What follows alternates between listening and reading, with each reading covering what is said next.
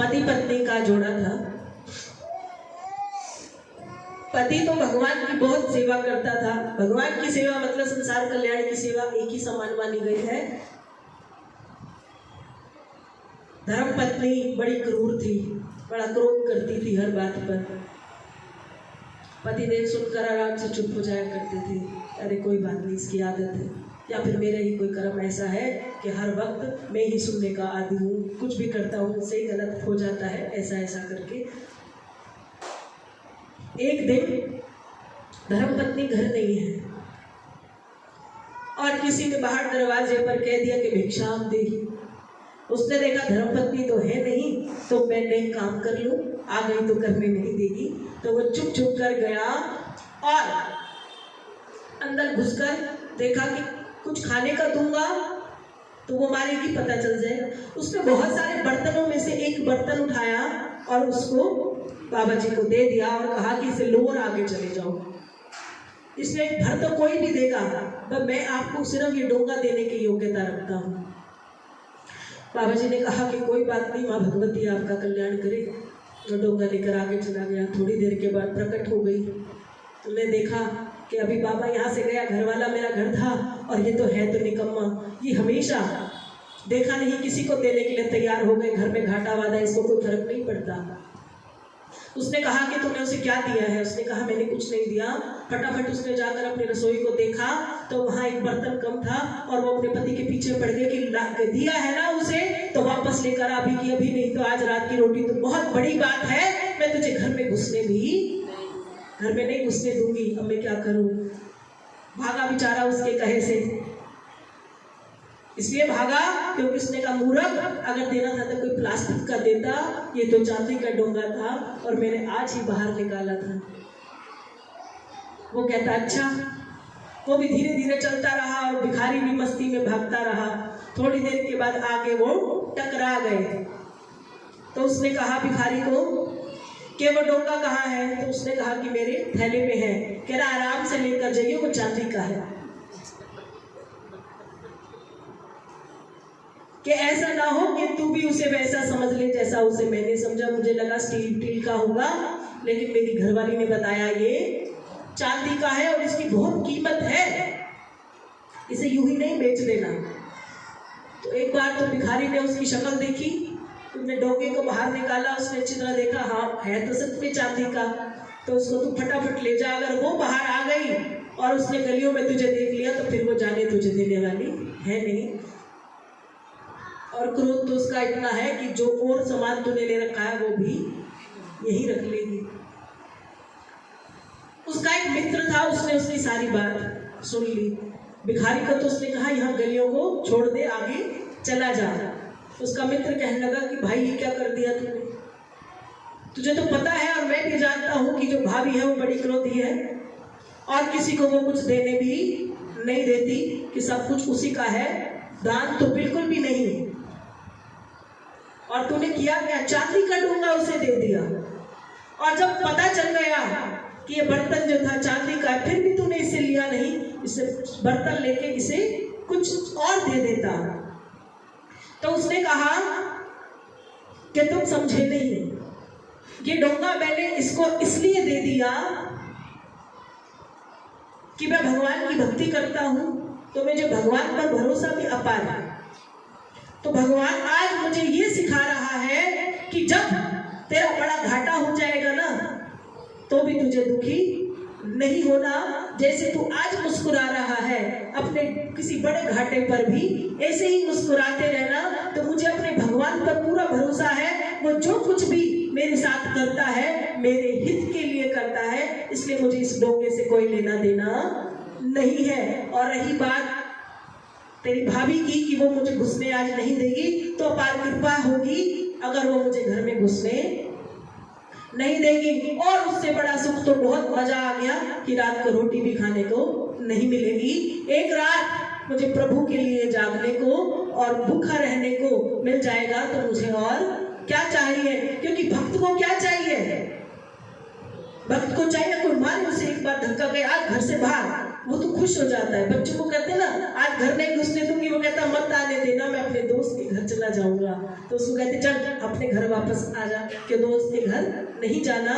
ऐसे ही जो भक्त होते हैं वो भक्ति में इतने पागल और मस्त होते हैं कि अगर उन्हें एक टाइम खाने को नहीं मिलता तब वो रोते नहीं है कि आज सारे जग ने खाया प्रभु और आज मैंने नहीं खाया।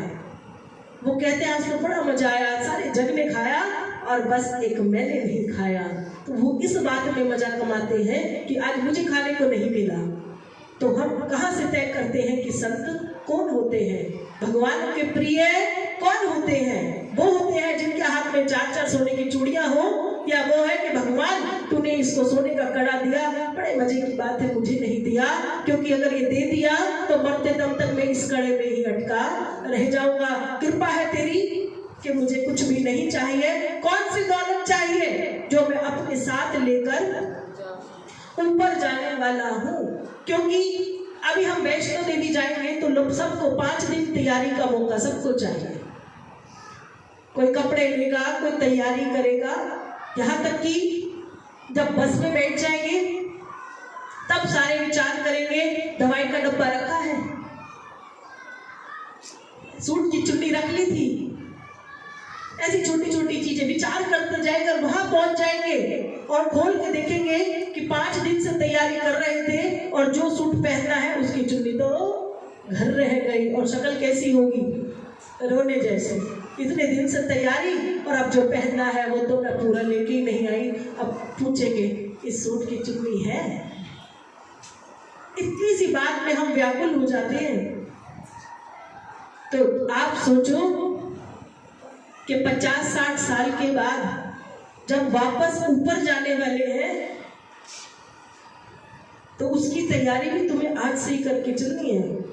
वहां ऊपर किसी को कहोगे ना सूट की चुन्नी नीचे रह गई, तो यहाँ तो प्रेम भाव से कोई दे भी देगा, ऊपर बेटे कोई देने वाला है ही नहीं। 5 दिन की तैयारी, 2 दिन के जाने के लिए 5 बैग तैयार होंगे और अगर पता चला वहां 4-5 जन्म ऊपर रहना है तब कौन सी तैयारी कर गए, या कोई तैयारी की है या नहीं कर रखी है।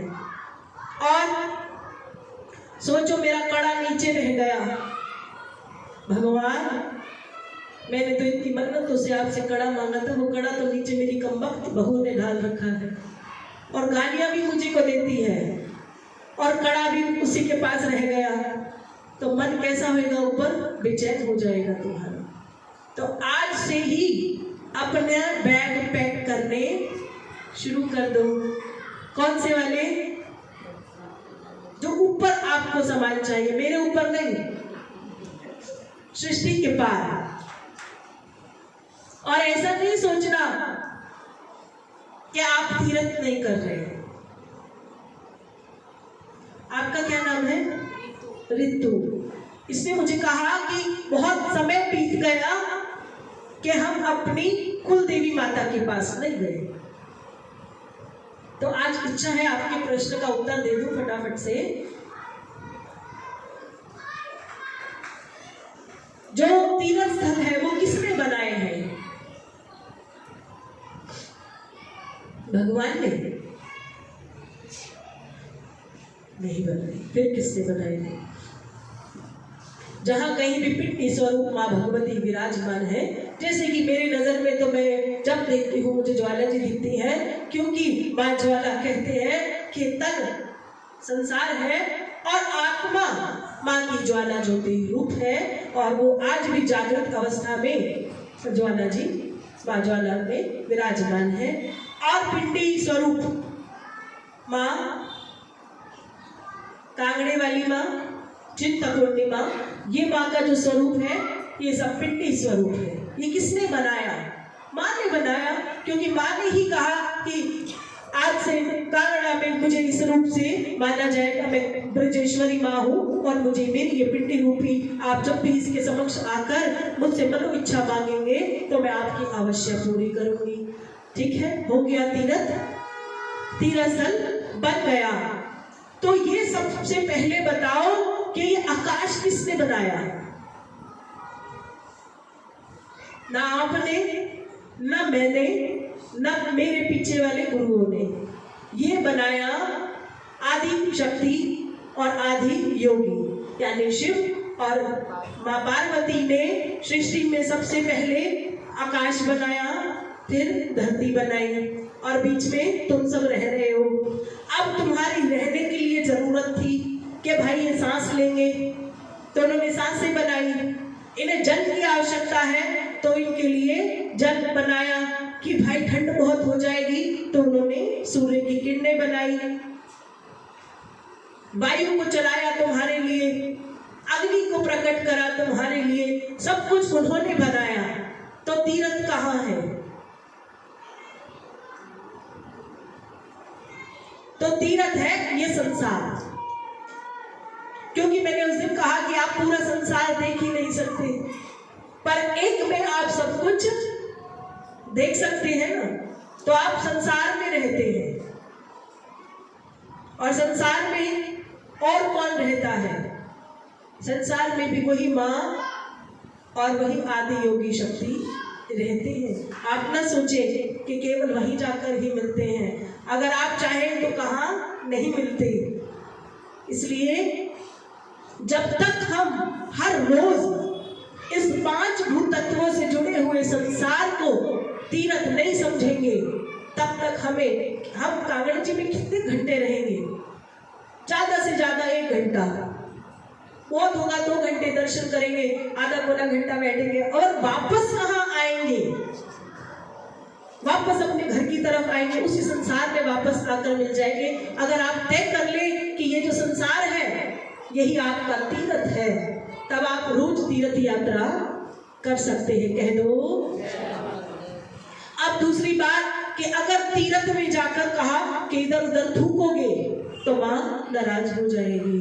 अगर आपने खाना खाया और पतलू को यूं ही फेंक दिया, तब माँ आपसे नाराज हो जाएगी। अगर किसी भक्त को गाली गलौज की तो भी तीरथ स्थल पे माँ आपसे नाराज हो जाएगी। हाँ, मतलब कांगड़ा, ज्वाला जी, चिंतपूर्णी जी की सीमा पार होते ही आप गाली दो, फिर माँ आपसे नाराज नहीं होगी। कह दो जय माता दी। मेरा माँ ने कहा कि ये वाले दायरे तक ठीक है, आगे तुम कुछ भी करो, मेरा कोई लेना देना नहीं है। ऐसा होता है? नहीं होता ना। तो इसका मतलब हर जगह पर माँ विराजमान है। कि ऐसा विचार करना कि मुझे कई समय से मुझे वहां बुलाया नहीं, तो आप सोचो आप रह कहाँ रहे हो? कौन दे रहा है आपको खाने के लिए? वही आदि शक्ति, वही प्रभु की शक्ति, वही हम सबका पालन पोषण करती है। हर रोज हमें सुबह उठाती है। आप सब सोए होते हो तो आपकी जाग कैसे खुल जाती है? जो अलार्म नहीं लगाते, हाँ, कई लोग तो अलार्म से भी नहीं उठते। कहते जय माता दी।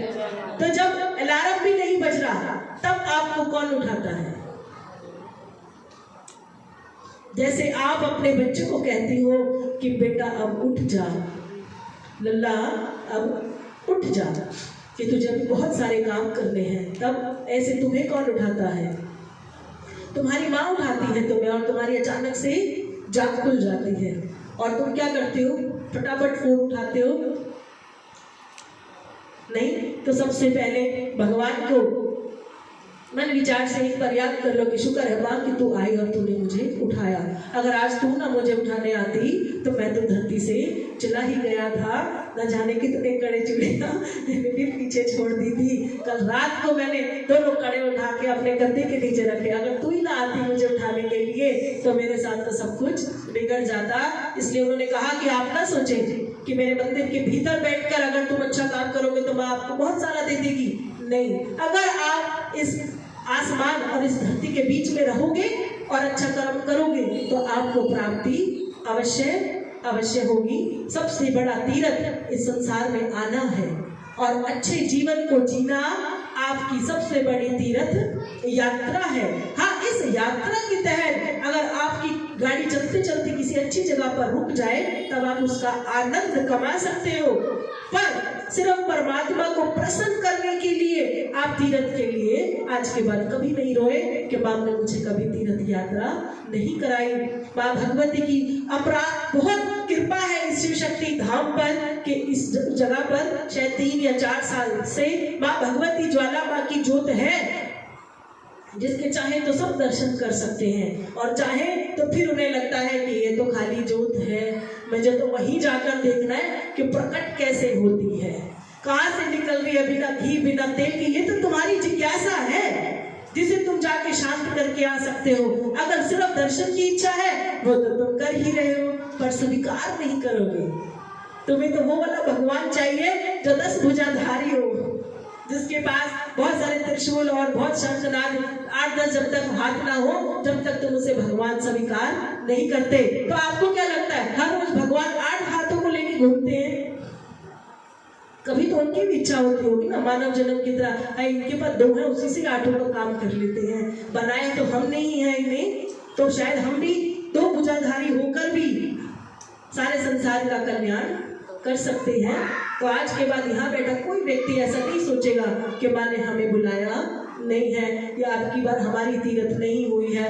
आपकी सबसे बड़ी तीर्थ यात्रा यही है कि आप इस संसार में अच्छा जीवन जिए, माँ भगवती और भोलेनाथ का साथ छोड़ने के बारे में कभी सोचे भी नहीं, क्योंकि वो भी आपको छोड़ना नहीं चाहते। लेकिन अगर आप उन्हें नमन नहीं करेंगे, आप उन्हें बुलाएंगे नहीं, तो वो सुप्त हो जाएंगे, आराम से बैठ के आपको देखते रहेंगे, पर आपके लिए कुछ करने की योग्यता उनमें फिर नहीं होती। इसीलिए कहा गया कि कर्म योनि सबसे बड़ी योनि है। इसी बात से कहना चाहते हूँ कि संसार में भगवान भी धरती पर आए तब उन्होंने गुरु को धारण किया। बहुत बड़ी बात है, फिर कल करेंगे, बस मुझे याद दिला देना। कह दो जय माता दी, जय करे